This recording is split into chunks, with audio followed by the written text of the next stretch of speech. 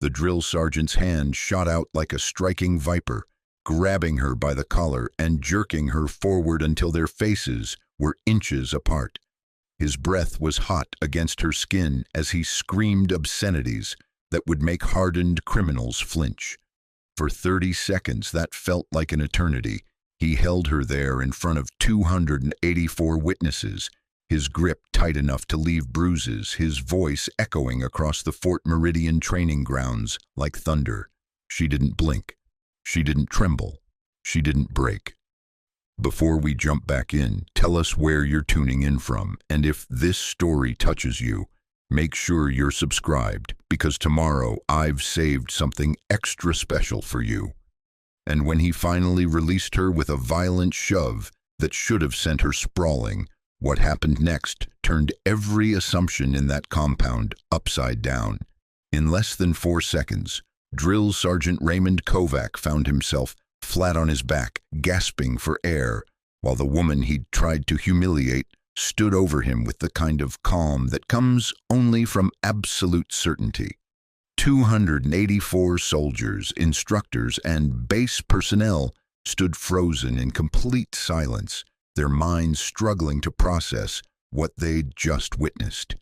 Because the person who had just systematically dismantled their most feared drill instructor wasn't some decorated combat veteran or martial arts expert. She was someone they'd all written off the moment she'd stepped foot on their base. Now, before we show you exactly how a 5i4 recruit turned the tables on a man who'd broken hundreds of soldiers before her, and what the base commander wrote in his incident report that changed military protocol forever, drop a comment telling us where in the world you're watching from. Tap that like button, hit subscribe, and turn on the bell notification. Because today, she didn't prove her worth with words. She proved it with consequences that no one saw coming. The morning sun was just beginning to burn through the Georgia humidity at Fort Meridian, casting long shadows across the obstacle course that had claimed the confidence of countless recruits over the past decade. The air hung thick with the scent of pine trees and diesel fuel from the motor pool, while the distant sound of artillery practice provided a rhythmic backdrop to what should have been routine basic training exercises. But nothing about this particular Tuesday morning would prove routine. Standing in formation with 47 other recruits was Private Cassandra Cass Rodriguez, a 26-year-old from the mountain towns of Colorado who'd enlisted after her civilian career as an emergency room nurse had left her searching for something more meaningful. She was compact and athletic, with dark hair pulled back in regulation style and eyes that seemed to take in everything while revealing nothing. Most of her fellow recruits had barely noticed her during their first 3 weeks of training. She kept to herself, followed orders without complaint, and performed every task with the kind of quiet efficiency that neither impressed nor concerned their instructors. She wasn't the fastest runner, the strongest climber, or the loudest voice during drill formations. She was simply present, which was exactly what made her such a perfect target for Drill Sergeant Raymond Kovak. Kovak was a legend at Fort Meridian, and not the good kind. At 6'2" and 240 pounds of muscle and barely contained rage, he'd been breaking recruits for over 8 years with a systematic approach that bordered on psychological warfare. His method was simple: identify the weakest link, apply maximum pressure, and watch the entire unit either crumble under the stress or rally together through shared trauma. He'd perfected this technique on hundreds of young men and women who'd made the mistake of thinking they could handle military life. Some transferred out, others dropped out entirely. A few filed complaints that mysteriously disappeared into bureaucratic black holes, but most simply endured, emerging from basic training either stronger or more broken than when they'd arrived.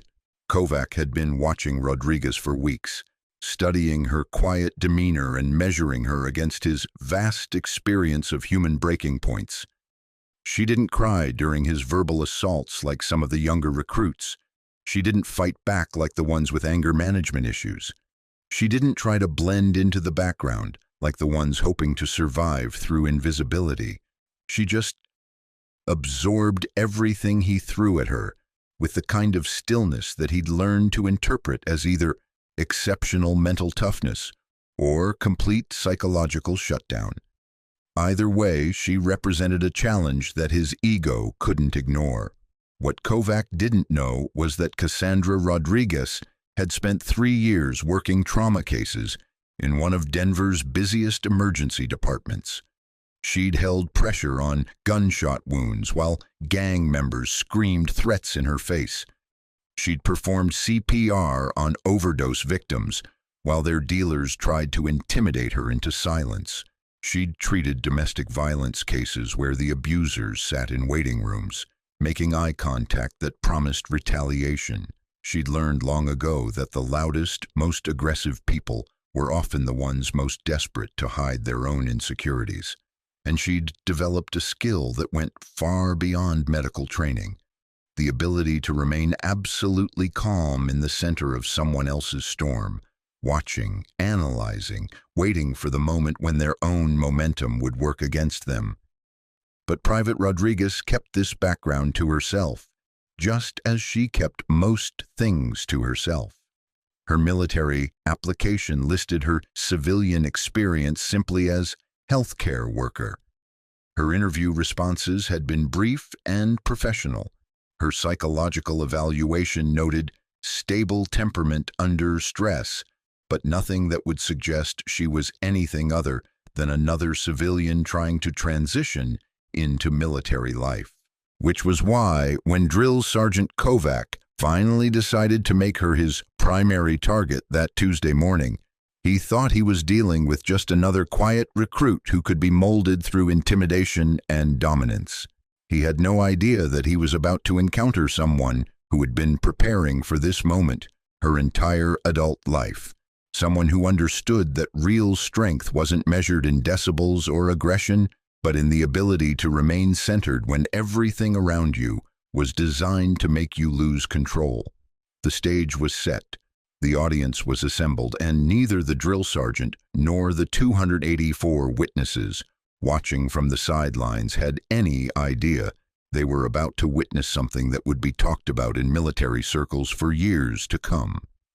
Now, before we dive into exactly how this quiet recruit from Colorado ended up facing down the most feared drill instructor at Fort Meridian, and what happened in those crucial 4 seconds that left 284 witnesses speechless, we need you to be part of this story.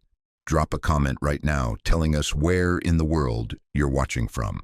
Are you tuning in from a military base, your hometown, or somewhere completely unexpected? We love seeing our global community come together for these incredible stories of justice served. Hit that like button if you believe that quiet strength often speaks louder than loud aggression, and make sure to subscribe and turn on the bell notification because we're bringing you stories like this every single day. Stories about ordinary people who prove that respect isn't given, it's earned. And trust us, what you're about to witness will change everything you think you know about underestimating the wrong person. Because when Drill Sergeant Kovak grabbed Cassandra Rodriguez by that collar, he thought he was dealing with just another intimidated recruit. He was about to learn exactly how wrong assumptions can be. The Georgia sun climbed higher over Fort Meridian as the morning humidity began to thicken into the oppressive heat that would define the day ahead. The sprawling military installation stretched across 18,000 acres of pine forests and red clay hills, its concrete structures and training facilities carved into landscape that had been shaping soldiers for over 4 decades. At 0700 hours, the base was already alive with purposeful motion. The distant rumble of tank engines echoed from the armored division sector, while the rhythmic chanting of running formations created a steady percussion against the backdrop of barked commands and steel-on-steel contact from the weapons training ranges.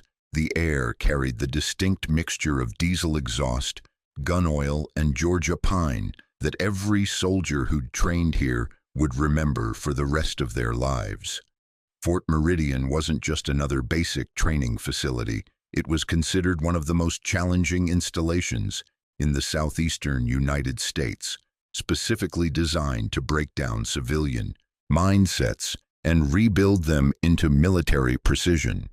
The base commander, Colonel Patricia Hernandez, ran the facility with the kind of exacting standards that had produced some of the military's most elite personnel over the past 2 decades. The training philosophy at Meridian was built around stress inoculation, the deliberate application of psychological and physical pressure designed to identify those who could perform under extreme conditions and eliminate those who couldn't. Every drill instructor, every training protocol, every exercise was calibrated to push recruits beyond their perceived limitations and reveal who they really were when everything comfortable had been stripped away. Company Delta's training ground occupied a 15-acre section of the base's northern quadrant, surrounded by towering loblolly pines that provided both natural windbreaks and psychological isolation from the rest of the installation. The area was specifically designed for close-quarters training, with obstacle courses, hand-to-hand combat rings, and formation areas all positioned to maximize both efficiency and observation. This particular morning, the training ground buzzed with unusual activity. Beyond the standard Company Delta recruits completing their 6th week of basic training, additional personnel had been assembled for what the official duty roster listed as Integrated Training Evaluation Protocol. This meant that alongside the 48 recruits in Rodriguez's company, there were drill instructors from 3 other companies, base medical personnel, military police observers, and even a handful of advanced individual training candidates who'd been assigned to witness and document the session. The total count was precisely 284 individuals, a number that would be referenced in multiple incident reports, congressional inquiries, and military justice proceedings over the following months. But at 07:15 hours on that Tuesday morning, they were simply an audience gathered to observe routine training procedures that were anything but routine. The physical layout of the training ground played a crucial role in what was about to unfold. The central formation area was a large rectangle of hard-packed red clay, surrounded by bleacher-style seating carved into the natural slope of the terrain. This amphitheater design meant that every person present had a clear view of whatever happened in the center ring, with no obstructions, no blind spots, and no possibility of missing even the smallest detail. Portable speakers mounted on steel posts provided audio coverage across the entire area, ensuring that every word spoken by drill instructors would be heard by every person present. High-definition security cameras, originally installed for training documentation and safety protocols, captured multiple angles of the formation area with the kind of clarity that would later prove invaluable to investigators trying to understand exactly what had occurred. The morning's scheduled activities were standard for 6th week training: individual combat assessment, defensive tactics demonstration, and stress position endurance testing. These exercises were designed to evaluate each recruit's progress in hand-to-hand combat techniques, their ability to remain calm under pressure, and their physical conditioning under sustained stress. What made this particular session different was the presence of multiple evaluation teams.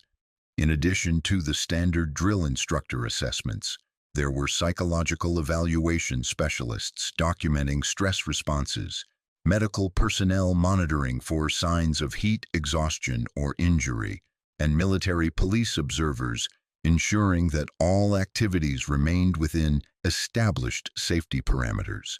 The temperature was already climbing toward What weather reports had predicted would be a scorching 94-degree afternoon, with humidity levels approaching 85%. These conditions added an additional layer of physical stress to exercises that were already designed to push recruits to their psychological and physical limits. Company Delta had been assembled since 06:30 hours, completing preliminary exercises and equipment inspections before the arrival of the observer groups. The recruits stood in perfect formation, their uniforms already showing dark patches of perspiration despite the early hour. Each carried standard-issue training gear, protective padding, water bottles, and emergency medical supplies that had been drilled into their muscle memory through weeks of repetitive practice. The drill instructor cadre for the morning consisted of 4 senior non-commissioned officers, each responsible for different aspects of the evaluation protocol. Staff Sergeant Maria Gonzalez oversaw equipment and safety compliance. Sergeant First Class David Park managed medical monitoring and emergency procedures. Gunnery Sergeant Lisa Chen coordinated the observer groups and documentation requirements, and supervising the entire operation with ultimate authority over every aspect of the training session was Drill Sergeant Raymond Kovak. Kovak had specifically requested assignment to this evaluation protocol, citing his extensive experience with stress-based training methods and his track record of identifying recruits who might pose problems during advanced training phases. His request had been approved without question, based on 8 years of consistent performance reviews and his reputation as one of Fort Meridian's most effective instructors. What the approval process hadn't considered was Kovak's growing obsession with recruits who didn't respond to his traditional methods of psychological pressure. Over the past month, he'd become increasingly focused on Private Rodriguez, who seemed to absorb his most intense verbal assaults with the kind of calm that suggested either exceptional mental conditioning or dangerous psychological detachment. The stage was set with military precision. The observers were positioned and ready. The evaluation protocols were clearly defined and documented. The safety measures were in place and tested. Everyone present understood their role in what was supposed to be a routine training exercise designed to assess recruit progress and document training effectiveness. The morning would be hot, demanding, and probably uncomfortable for the recruits being evaluated, but it would follow established procedures that had been implemented hundreds of times before without incident. What none of the 284 witnesses could have anticipated was that they were about to observe something that would fundamentally challenge everything they thought they knew about military training, professional conduct, and the consequences of mistaking quiet competence for weakness. Private Cassandra Rodriguez stood in the third row of Company Delta's formation, her posture regulation perfect but unremarkable among the 47 other recruits who had survived 6 weeks of Fort Meridian's intensive basic training program. At first glance, there was nothing about her that would have suggested she was different from any other civilian-turned-soldier navigating the challenging transition from ordinary life to military service. She was 26 years old, which made her slightly older than the majority of her fellow recruits, most of whom had enlisted straight out of high school or college. Her compact frame stood 5'4" in military-issued combat boots, with the kind of lean muscle definition that came from functional fitness rather than gym aesthetics. Her dark brown hair was pulled back in the standard military bun, revealing a face that was pleasant but unremarkable, the kind of features that didn't invite second looks or memorable impressions. Rodriguez had grown up in the mountain communities outside Denver, Colorado, where her father worked as a paramedic for the County Emergency Medical Services, and her mother taught elementary school in a district that served both suburban families and rural ranching communities. From an early age, she'd been exposed to the kind of practical problem-solving that came from living in an area where the nearest major hospital was often an hour away, and where weather conditions could turn deadly without warning. Her childhood had been shaped by the values of self-reliance and quiet competence that defined mountain communities. She'd learned to change truck tires before she could drive, to read weather patterns before checking forecasts, and to remain calm in situations where panic could mean the difference between life and death. Her father had taught her basic emergency medical procedures not because he expected her to follow in his footsteps, but because in their world everyone needed to be prepared to help when help was needed. After graduating from high school, Rodriguez had pursued a nursing degree at the University of Colorado, driven by a combination of natural aptitude for medical sciences and a genuine desire to help people during their worst moments. She'd excelled in her studies, particularly in trauma and emergency medicine, where her ability to remain calm under pressure had been noticed by instructors who'd seen countless students freeze when faced with real medical emergencies. Upon graduation, she'd accepted a position in the emergency department at Denver General Hospital, one of the busiest trauma centers in the Rocky Mountain region. For 3 years, she'd worked 12-hour shifts in an environment where life and death decisions were made every few minutes, where violence and tragedy were daily realities, and where the ability to function effectively while under extreme stress was not just preferred, but absolutely essential. During her time at Denver General, Rodriguez had treated gunshot victims while gang members paced the waiting room making threats. She'd performed emergency procedures on domestic violence cases, while abusive partners tried to intimidate her into providing information about their victims' conditions. She'd worked mass casualty incidents where the volume of injured overwhelmed normal protocols and forced improvisation under conditions that would have broken less experienced personnel. But perhaps more importantly, she'd learned to read people under stress. She'd developed an almost supernatural ability to identify which patients were genuinely in crisis versus those who were seeking attention, which family members could be trusted versus those who posed potential threats, and which colleagues would perform under pressure versus those who would become liabilities when situations deteriorated. She'd observed that the most dangerous individuals were often those who relied on intimidation and aggression to maintain control, because their entire identity was built on the assumption that others would be too frightened or overwhelmed to respond effectively. She'd learned that such people had fundamental weaknesses. They expected fear, they depended on others backing down, and they rarely had backup plans for situations where their primary tactics failed to achieve the desired results. After 3 years of emergency medicine, Rodriguez had found herself increasingly restless. The work was meaningful, but she'd begun to feel that her skills and temperament were suited for something more challenging, something that would allow her to serve a larger purpose while continuing to develop her capabilities under stress.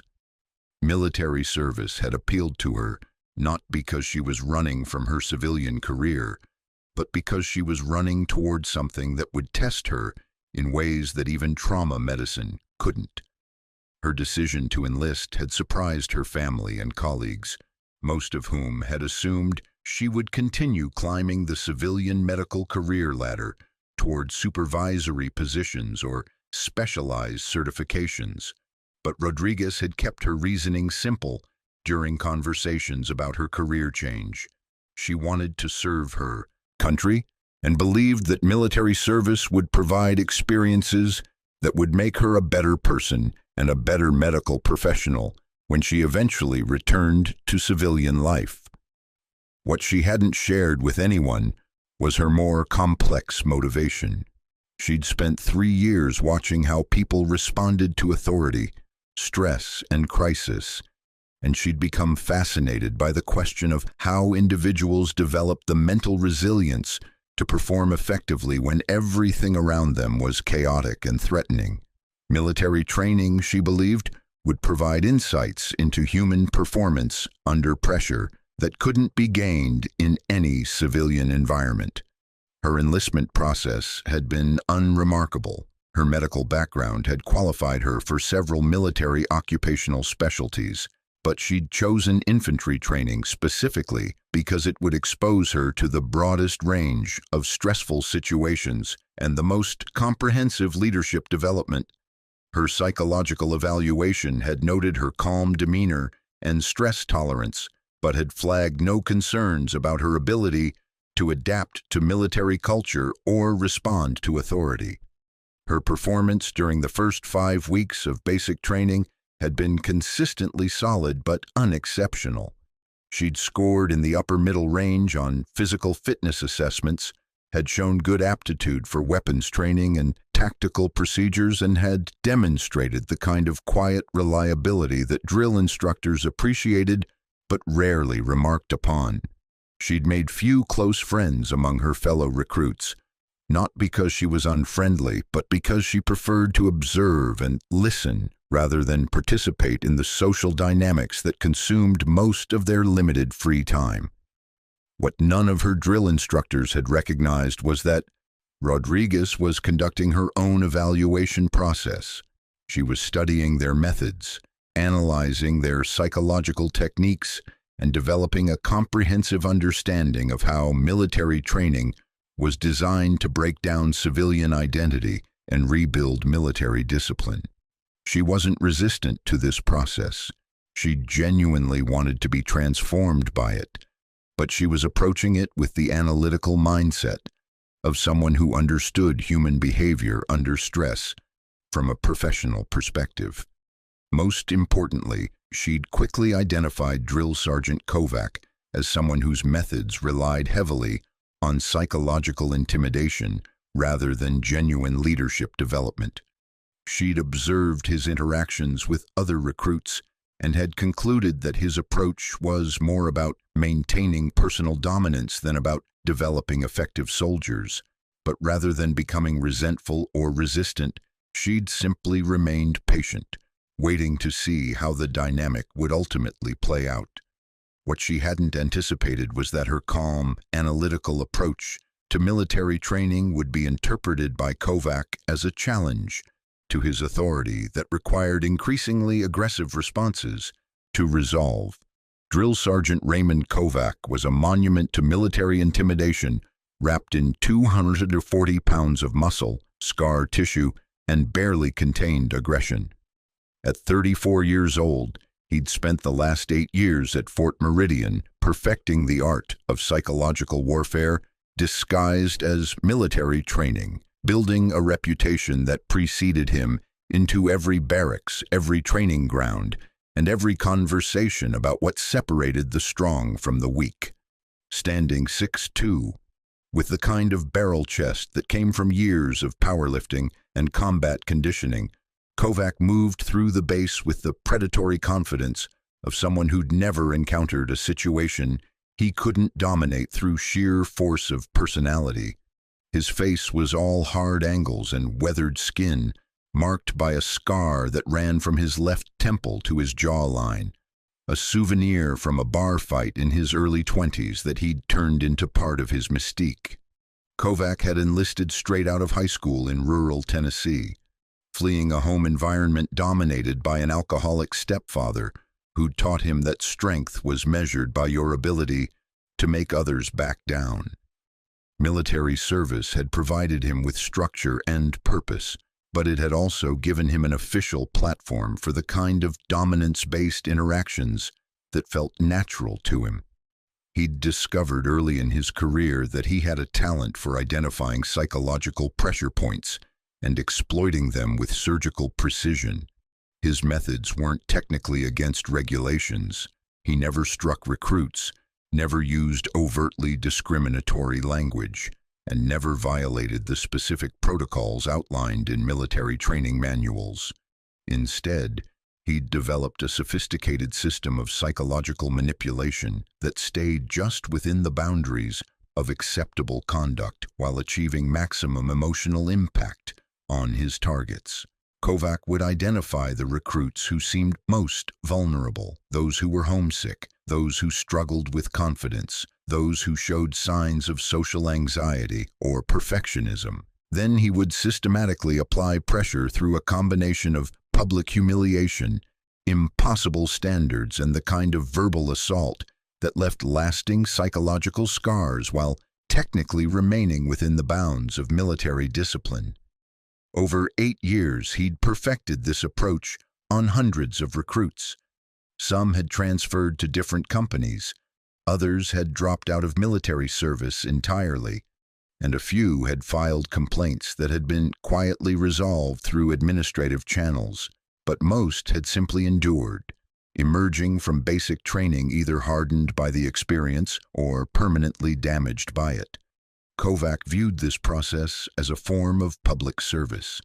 In his mind, military service was about identifying those who could handle extreme stress and eliminating those who couldn't. If his methods were harsh, it was because warfare was harsh. If some recruits couldn't handle his training techniques, they certainly couldn't handle combat situations where lives depended on split-second decisions under overwhelming pressure. His commanding officers had occasionally raised concerns about his approach, but his results were undeniable. Units that completed training under Kovak's supervision showed exceptional performance in advanced training phases, demonstrated remarkable cohesion under stress, and rarely experienced discipline problems during deployment. From a statistical perspective, his methods worked exactly as intended. What made Kovak particularly effective was his ability to read people quickly and accurately. Within days of meeting new recruits, he could identify their insecurities, their fears, and their breaking points. He knew which individuals would respond to public embarrassment, which would crumble under impossible physical demands, and which would break down when isolated from group support. But Private Rodriguez had been different from the beginning. Over 6 weeks of training, she'd absorbed his most intense verbal assaults without visible reaction. She'd completed every impossible task he'd assigned, without complaint or visible strain. She'd maintained perfect military bearing during sessions designed to provoke emotional responses that would justify additional punishment. Most troubling for Kovak was her eyes. When he screamed at other recruits, he could see fear, anger, confusion, or desperation. When he screamed at Rodriguez, he saw something that looked almost like professional evaluation, as if she were studying his techniques rather than being affected by them. It was a look that suggested she understood exactly what he was trying to accomplish and was consciously choosing not to give him the reaction he needed. This had become a source of increasing frustration for Kovak, who'd built his entire professional identity around his ability to break down psychological resistance through sustained pressure. Rodriguez represented more than just a training challenge. She represented a fundamental threat to his worldview about human nature and military effectiveness. Over the past 2 weeks, he'd escalated his tactics, specifically targeting Rodriguez. He'd assigned her additional duties that kept her awake during rest periods. He'd singled her out for criticism during group exercises, even when her performance was flawless. He'd subjected her to extended verbal tirades designed to provoke either tears or angry responses that would justify formal disciplinary action. Nothing had worked. If anything, Rodriguez had become even calmer and more focused as his pressure increased, responding to each escalation with the kind of professional composure that made it impossible for him to justify more extreme measures without crossing lines that would attract unwanted attention from base leadership. Kovak had begun to take Rodriguez's resistance personally. In his mind, she wasn't just failing to respond appropriately to military training. She was actively challenging his authority and undermining his effectiveness as a drill instructor. Her calm acceptance of his most intense pressure tactics was beginning to affect his confidence in methods that had worked flawlessly for years. Standing beside Kovak during morning formation was Staff Sergeant Tommy Breslin, a 29-year-old career soldier who'd been assigned to Fort Meridian 6 months earlier as part of a routine rotation from an overseas deployment. Breslin had quickly identified Kovak as the dominant personality among the drill instructor cadre and had begun adopting similar methods in his own interactions with recruits. Breslin was smaller than Kovak, 5'10" and 190 pounds, but he compensated for his size with an aggressive energy that bordered on manic. He'd grown up in urban Detroit, where survival had required the ability to project strength regardless of actual capabilities, and he'd brought those street-fighting instincts into his military career with devastating effectiveness. Where Kovak was calculating and systematic in his psychological warfare, Breslin was impulsive and explosive. He would erupt into screaming tirades without warning, assign punishments that seemed to have no connection to actual infractions, and create an atmosphere of unpredictable tension that kept recruits constantly on edge. The dynamic between Kovak and Breslin had become increasingly toxic over the past month, as both men competed to demonstrate their dominance over Company Delta's recruits. What had started as professional collaboration had devolved into a kind of arms race where each drill instructor felt pressure to escalate his tactics to maintain credibility with his colleague. Both men had noticed Rodriguez's unusual responses to their training methods, and both had begun to view her as a test case for their effectiveness as military leaders. In their minds, breaking Rodriguez's psychological resistance had become essential not just for military discipline, but for their professional reputations and their relationship with each other. What neither Kovak nor Breslin understood was that they were about to encounter someone whose experience with aggressive personalities extended far beyond their own backgrounds, someone who'd spent years learning to remain calm and effective while dealing with individuals whose entire identity was built around intimidation and dominance. The confrontation that was building had been weeks in the making, fueled by professional frustration, personal ego, and a fundamental misunderstanding of who they were actually dealing with. Both men believed they were about to demonstrate their authority over a recruit who had been quietly challenging their effectiveness. They were about to discover how wrong assumptions could be when applied to people whose backgrounds and capabilities extended far beyond what appeared on the surface. The tension had been building for 3 weeks, like pressure in a sealed container, starting with small incidents that might have been overlooked individually, but had accumulated into something unmistakably deliberate. It began with Kovak's decision to single out Rodriguez during routine formations, calling her name first for every unpleasant duty assignment, every equipment inspection that would result in demerits regardless of actual condition, every punishment detail that needed to be filled. Rodriguez, front and center, had become his standard opening for morning formations, delivered with the kind of theatrical authority designed to signal to other recruits that she had somehow earned special negative attention. The assignments that followed were always technically appropriate: cleaning duties, equipment maintenance, administrative tasks, but they were consistently assigned in combinations that would deny her adequate rest, study time, or opportunity to maintain her gear to regulation standards.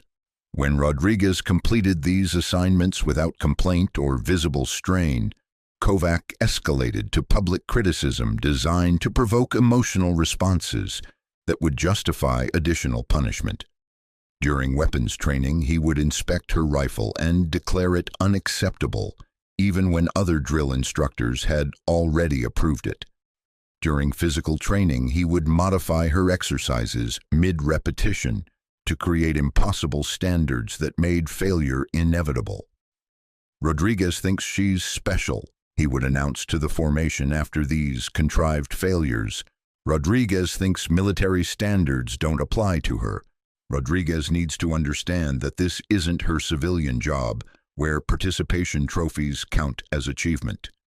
These verbal assaults were delivered with increasing volume and aggression, designed to trigger either tears, angry responses, or defensive explanations that could be interpreted as insubordination. Rodriguez absorbed each attack with the same professional composure, responding only with "yes, drill sergeant" or "no excuse, drill sergeant," delivered in the flat, neutral tone required by military protocol. Her failure to break down under this pressure had begun to affect not just Kovak, but the entire dynamic of Company Delta. Other recruits watched nervously as their drill instructor became increasingly focused on one individual, wondering if his attention might shift to them next, but also beginning to notice that Rodriguez never seemed rattled by treatment that would have devastated most of them. Staff Sergeant Breslin had initially enjoyed watching Kovak's systematic campaign against the quiet recruit from Colorado, viewing it as educational entertainment that reinforced the hierarchy he was still establishing within the company. But as days passed without the satisfying breakdown he'd expected to witness, Breslin had begun adding his own contributions to the pressure campaign. Where Kovak was methodical and calculated, Breslin brought erratic energy that made every interaction unpredictable. He would approach Rodriguez during mealtimes to deliver sudden uniform inspections that found fault with details no one else would notice. He would interrupt her during study periods to assign additional tasks that made it impossible for her to prepare adequately for the next day's evaluations. "You think you're tough, don't you, Rodriguez?" became his standard opening gambit. "You think because you keep your mouth shut and follow orders, that makes you a good soldier. But I can see what's really going on in that head of yours. You think you're better than this place, better than us." These psychological probes were designed to elicit defensive responses that could be interpreted as disrespect or to trigger emotional reactions that would provide justification for more aggressive intervention. Rodriguez met each probe with the same steady professionalism, never rising to the bait, never providing the opening that both drill instructors were clearly seeking. The escalation reached a new level during the 5th week of training when Kovak began incorporating Rodriguez into his critiques of other recruits' performance. When Private Jackson struggled with rifle assembly, Kovak would point to Rodriguez and declare, "Even Rodriguez can do this faster than you, Jackson, and she's not even trying." When Private Morrison failed to complete obstacle course requirements, the comparison became, "Rodriguez makes this look easy because she actually cares about being here." These forced comparisons created social tension within the company that hadn't existed before. Some recruits began to resent Rodriguez for becoming the standard against which their own failures were measured, while others started to notice that she was being subjected to treatment that seemed disproportionate to any actual infractions. The company was beginning to fracture along lines that Kovak and Breslin hadn't anticipated or intended. During week 6, the psychological campaign intensified into something that approached harassment disguised as military training. Rodriguez would be awakened for surprise inspections that applied to no one else. Her personal belongings would be subjected to searches that found contraband violations, expired energy bars, letters from home that hadn't been properly filed, small personal items that technically violated regulations that were rarely enforced for other recruits. Each discovered violation would result in additional duties, loss of privileges, or punishment exercises that kept her isolated from the rest of the company during their limited recreational time. The cumulative effect was designed to create social isolation while simultaneously increasing physical and psychological stress to levels that would break down her resistance to more direct confrontation. But Rodriguez continued to adapt to each new pressure without visible strain or complaint. She would complete punishment exercises ahead of schedule, organize her gear to standards that exceeded regulation requirements, and maintain the kind of professional bearing that made it impossible for either drill instructor to claim she was failing to meet military expectations. More troubling for both men was the way other recruits had begun to watch these interactions with increasing attention rather than the fear or amusement they'd expected. Instead of seeing Rodriguez as weak or problematic, some company members were beginning to view her as an example of how to handle pressure with dignity and composure. The breaking point approached during a particularly humid morning when Kovak decided that verbal pressure and administrative harassment weren't producing the results he needed. Standing before the formation with Rodriguez in the front row, he began what would become a 15-minute verbal assault designed to provoke a response that would justify physical intervention. "Rodriguez thinks she's invisible," he announced to the assembled company. "Rodriguez thinks if she keeps quiet and follows orders like a robot, she can hide what she really thinks about this place, about this training, about the people trying to turn her into a real soldier." The verbal assault escalated through increasingly personal attacks on her character, her background, her reasons for enlisting, and her fitness for military service. Kovak's voice rose to levels that carried across the entire training ground, attracting attention from other companies and creating an audience that extended far beyond Company Delta's 48 recruits.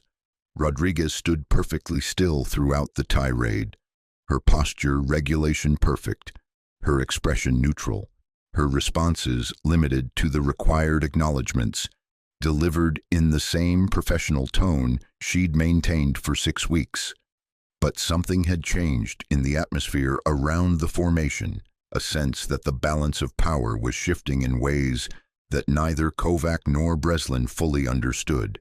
What they didn't realize was that their escalating campaign had crossed from military training into personal vendetta, and that the calm professional they'd been trying to break possessed experience and capabilities that extended far beyond what they'd imagined. The confrontation they'd been building toward was finally about to arrive, but not in the way either of them had planned or anticipated.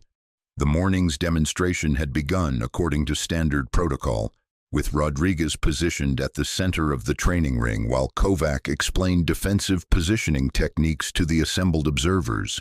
For the first 20 minutes, everything proceeded exactly as outlined in the training manual. Controlled exercises, measured responses, professional instruction delivered in the kind of measured cadence that suggested years of experience with similar demonstrations. Rodriguez had performed each required technique with textbook precision, demonstrating proper stance, defensive positioning, and controlled responses to simulated attacks from volunteer recruits. Her movements were economical and effective, showing the kind of technical competence that comes from genuine understanding rather than mere memorization of procedures. But Kovak had become increasingly agitated as the demonstration progressed. Each technique Rodriguez executed correctly was another missed opportunity to expose weakness or incompetence that would validate his assessment of her character. Each calm, professional response to his instructions was another reminder that 6 weeks of psychological pressure had failed to produce the breakdown he'd been working to achieve. Standing 20 feet away, Staff Sergeant Breslin watched the interaction with growing tension. He could see Kovak's frustration building through subtle changes in posture and vocal tone that wouldn't be obvious to casual observers, but were unmistakable to someone who'd worked closely with him for months. Breslin knew that his colleague was approaching the kind of breaking point that led to decisions that couldn't be undone or explained away through official channels. The turning point came when Kovak called for a demonstration of resistance techniques against multiple attackers. According to the training protocol, this exercise required 2 volunteers to approach Rodriguez from different angles while she demonstrated proper positioning and escape techniques.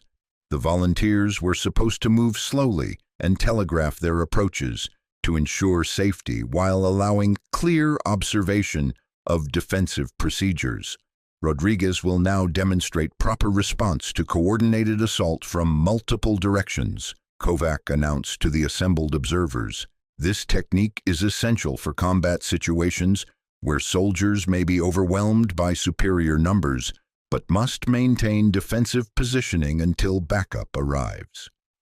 2 recruits from Company Delta stepped forward as designated volunteers, both clearly briefed on their roles as controlled attackers who would provide resistance without actual aggression.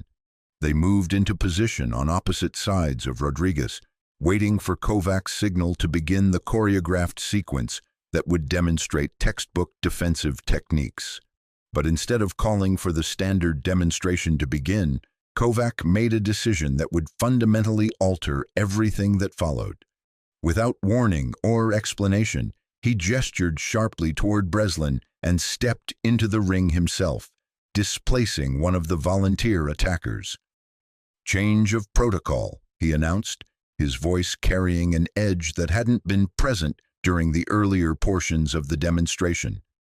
"Staff Sergeant Breslin and I will provide realistic resistance to better simulate actual combat conditions.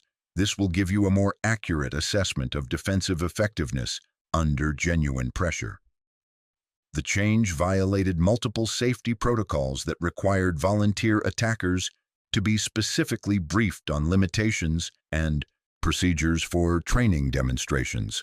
It also created a dynamic where Rodriguez would be facing 2 senior drill instructors who had spent weeks building personal animosity toward her rather than neutral volunteers following established safety guidelines. More importantly, it represented a fundamental shift from educational demonstration to personal confrontation disguised as military training. Kovak and Breslin weren't approaching Rodriguez as instructors, providing controlled resistance for learning purposes. They were positioning themselves as adversaries seeking to prove a point about dominance and authority.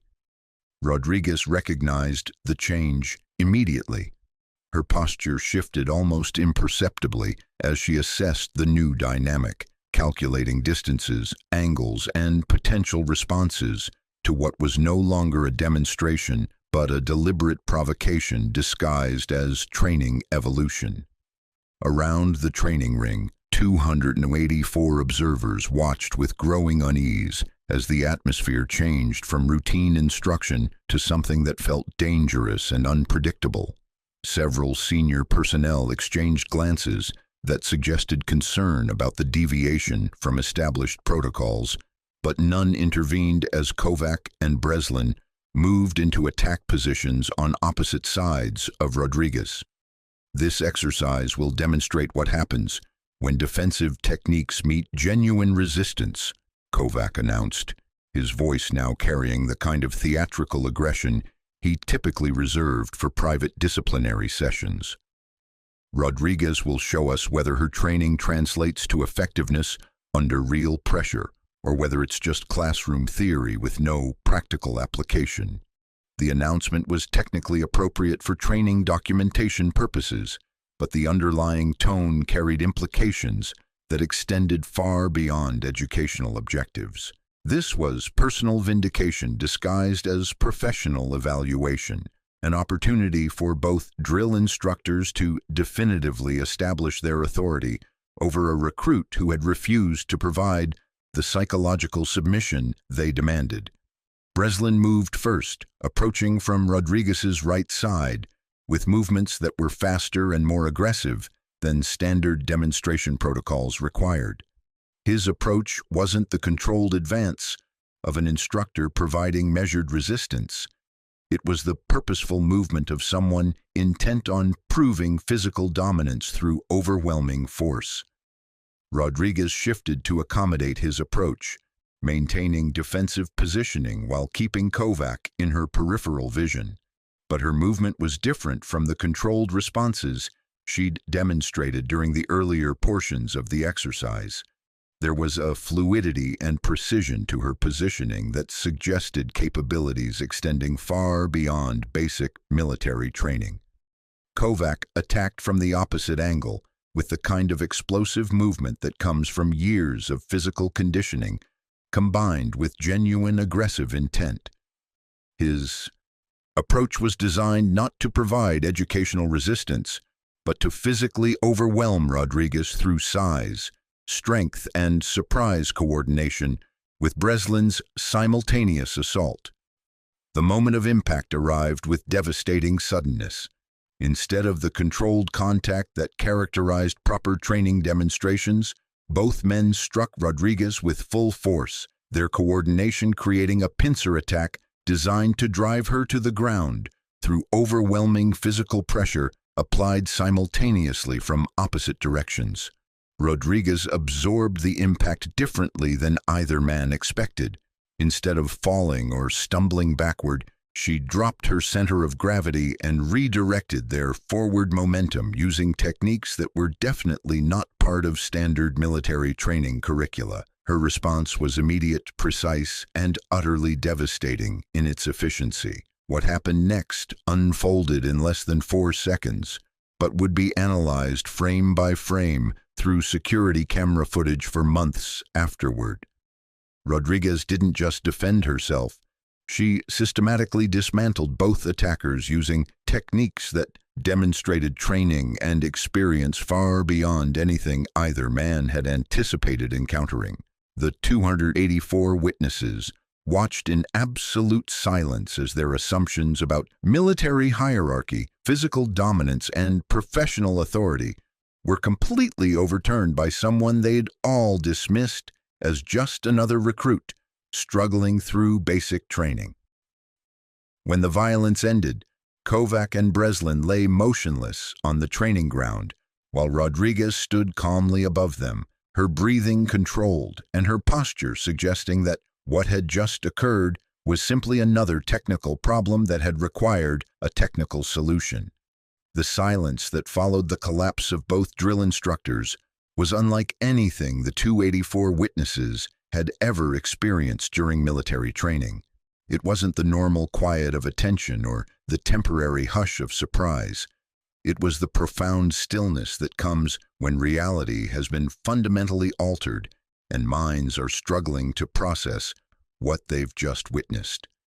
Rodriguez stood in the center of the training ring with the kind of controlled calm that comes from muscle memory rather than conscious thought. Her breathing was steady and measured, showing no signs of the adrenaline spike that should have accompanied such intense physical confrontation. Her uniform was barely disturbed. Her posture remained regulation perfect, and her expression carried the same professional neutrality she'd maintained throughout 6 weeks of increasingly aggressive provocation.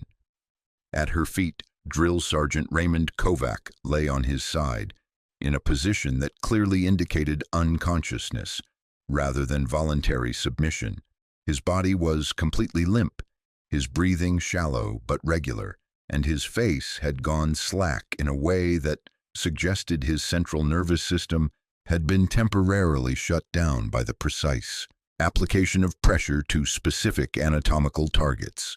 Staff Sergeant Breslin was positioned 3 feet away, also unconscious, but his body showed signs of the different technique that had been used to incapacitate him. Where Kovak appeared to have been rendered unconscious through a blood choke that had briefly interrupted oxygen flow to his brain, Breslin's collapse seemed to have resulted from what medical personnel would later identify as a perfectly executed nerve disruption that had caused temporary paralysis of his voluntary motor functions. Both men had been neutralized completely, efficiently, and with a level of technical precision that made it clear their unconsciousness was the result of deliberate technique rather than lucky accidents or overwhelming force. Rodriguez had applied exactly the amount of pressure necessary to achieve incapacitation without causing permanent damage. The kind of calibrated response that requires extensive training and considerable experience with human anatomy under stress. The crowd of observers remained frozen in their positions, unable to fully comprehend what they'd witnessed. Senior drill instructors who had spent decades in military service found themselves questioning everything they thought they knew about physical confrontation and training protocols.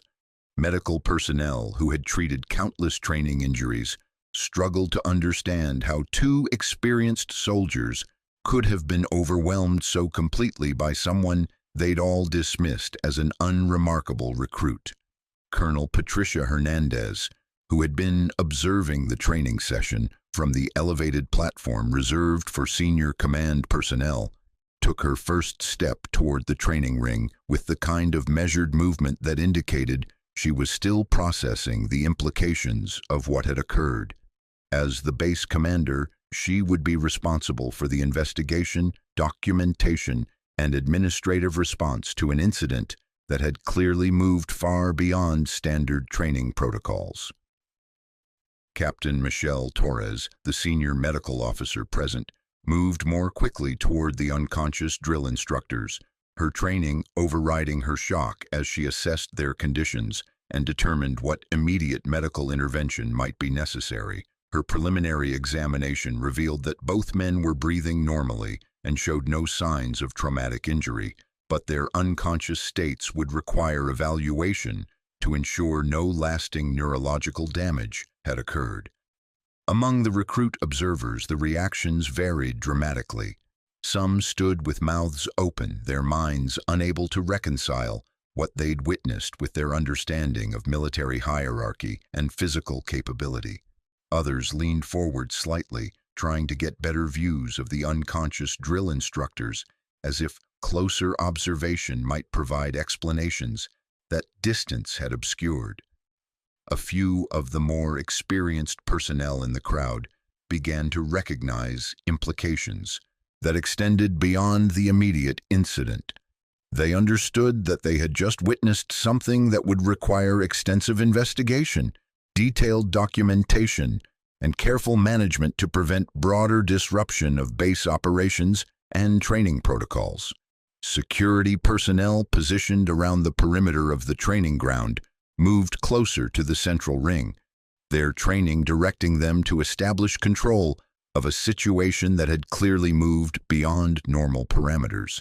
However, their approach was cautious rather than aggressive, as Rodriguez showed no signs of continued hostility or resistance to authority. The base's senior non-commissioned officers exchanged glances that communicated volumes about their shared recognition that this incident would have far-reaching consequences for training protocols, personnel evaluation, and the fundamental assumptions that governed drill instructor authority. They had all witnessed something that challenged basic principles about how military hierarchy functioned in practice. Rodriguez herself remained motionless in the center of the ring, waiting for direction from superior officers with the same patient professionalism she'd demonstrated throughout her time at Fort Meridian. She made no attempt to explain or justify what had occurred, offered no commentary on the condition of the unconscious drill instructors, and showed no signs of the emotional reaction that would have been normal following such an intense physical confrontation.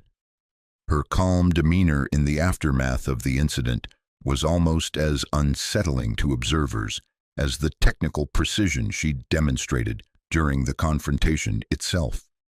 Most people who had just rendered two aggressive attackers unconscious would show some signs of stress, adrenaline, or emotional reaction. Rodriguez appeared to be treating the situation as a routine professional problem that had been resolved through appropriate application of necessary techniques.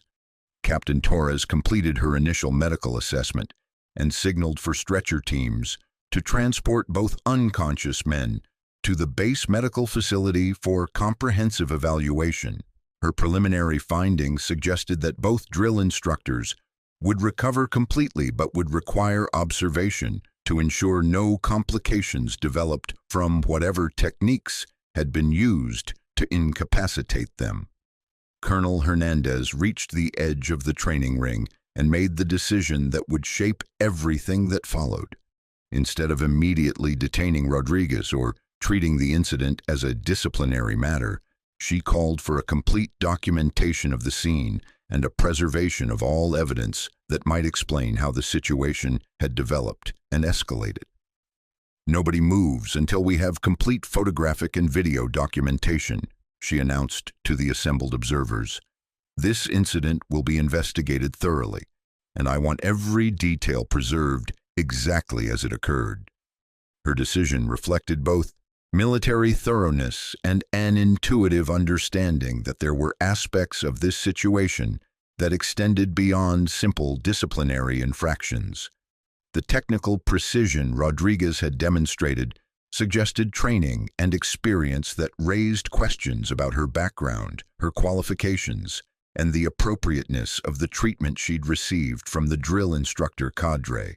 As medical personnel worked to stabilize and transport Kovak and Breslin, and as security teams established formal control of the scene, Rodriguez continued to stand quietly in the center of the training ring. She had become the focal point of an incident that would be analyzed, discussed, and referenced in military training circles for years to come. The 284 witnesses began to understand that they had observed something unprecedented, something that would fundamentally change how they thought about assumptions, capabilities, and the dangers of underestimating people based on surface appearances. What none of them yet realized was that the unconscious drill instructors at Rodriguez's feet represented only the beginning of revelations that would reshape everything they thought they knew about the quiet recruit from Colorado. 6 months after the incident that left 2 drill instructors unconscious and 284 witnesses questioning everything they thought they knew about military hierarchy, Fort Meridian had settled into a new rhythm that acknowledged realities no one had previously been willing to discuss openly. The official investigation had concluded with findings that surprised no one who had actually witnessed the events, but the informal changes that followed had proven far more significant than any administrative decisions. Staff Sergeant Cassandra Rodriguez, her promotion had come through 3 months ahead of normal schedules, now occupied a unique position within the base's training infrastructure. Her official duties remained focused on medical training and emergency response protocols, but her unofficial influence extended into areas that had never appeared on any organizational chart or job description. The changes were visible in small ways that collectively represented a fundamental shift in base culture. Drill instructors who had built careers on intimidation and psychological domination found themselves adopting more measured approaches to recruit development. Training protocols that had relied on breaking down individual confidence were quietly modified to emphasize building competence through progressive challenge rather than systematic humiliation. Most significantly, the incident had triggered a comprehensive review of training methodology that extended far beyond Fort Meridian. Military leadership at the highest levels had recognized that Rodriguez's background and capabilities represented resources that had been completely overlooked by traditional recruitment and evaluation processes. Her civilian experience in emergency medicine, combined with whatever additional training, had enabled her to neutralize 2 experienced soldiers with surgical precision, suggested that the military was failing to identify and utilize significant talent within its own ranks. The formal investigation into the confrontation had been completed within 8 weeks, but its conclusions had been classified at levels that ensured public details remained limited to basic facts about training protocol violations and appropriate use of defensive force. What emerged through official channels was a narrative about a recruit who had responded appropriately to aggressive physical assault during a training exercise that had deviated from established safety procedures. The classified portions of the investigation revealed considerably more complex realities. Rodriguez's background check conducted with security clearance thoroughness rather than basic enlistment protocols, had uncovered civilian training and certifications that extended far beyond her listed emergency medical experience. The precise nature of her additional qualifications remained restricted information, but their existence explained capabilities that had seemed impossible based on her official record. Drill Sergeant Raymond Kovak had been medically retired from military service after neurological evaluations revealed lingering effects from the blood choke that had rendered him unconscious. His condition wasn't permanently debilitating, but it was sufficient to disqualify him from continued service in positions requiring peak physical performance. His departure from Fort Meridian had been quiet, professional, and final. Staff Sergeant Tommy Breslin had recovered completely from his injuries but had requested transfer to a different installation where his reputation wasn't connected to being systematically dismantled by a recruit during a training demonstration.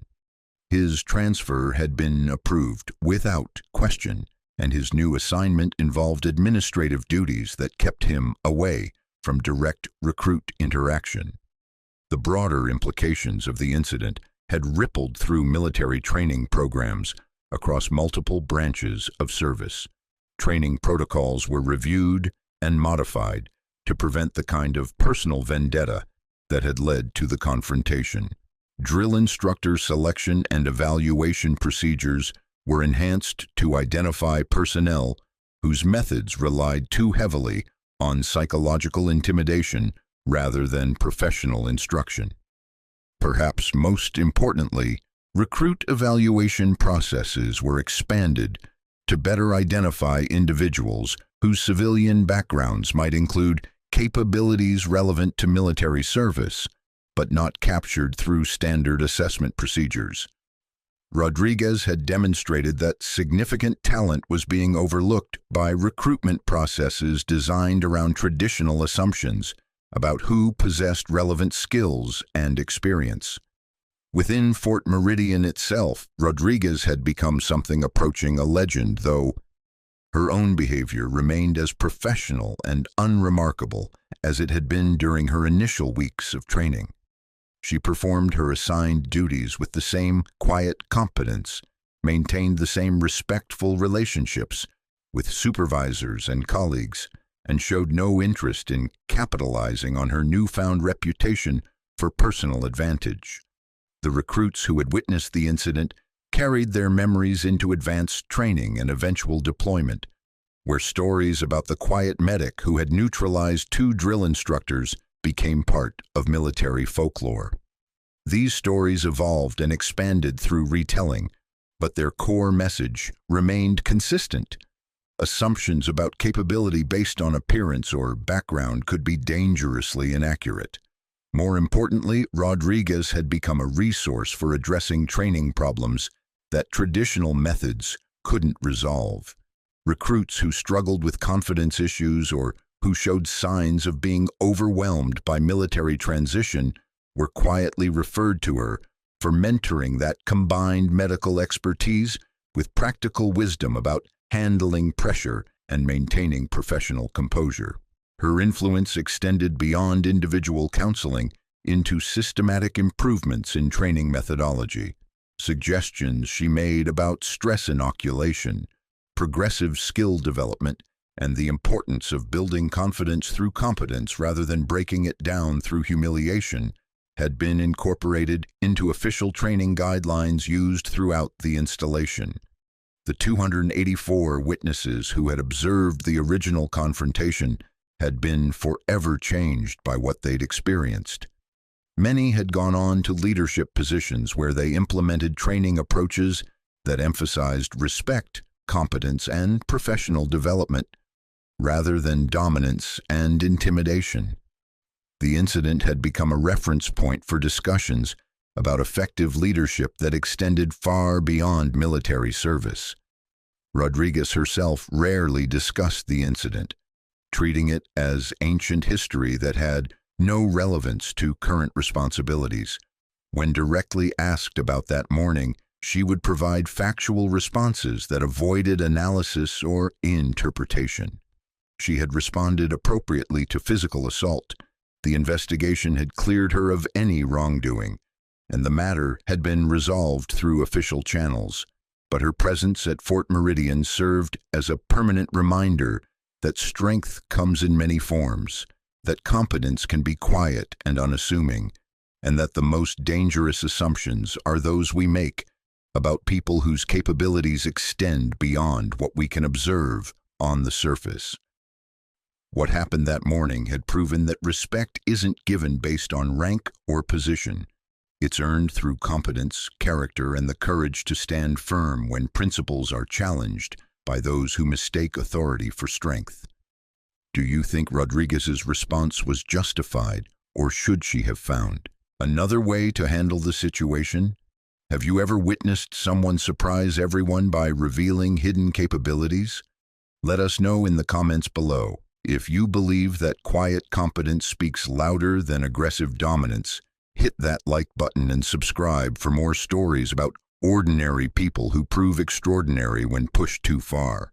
Share this with someone who needs to remember that assumptions can be dangerous and strength doesn't always announce itself. Check out the next incredible story appearing on your screen right now. We'll see you tomorrow with another tale of justice served and respect earned. Up next, you've got 2 more standout stories right on your screen. If this one hit the mark, you won't want to pass these up. Just click and check them out.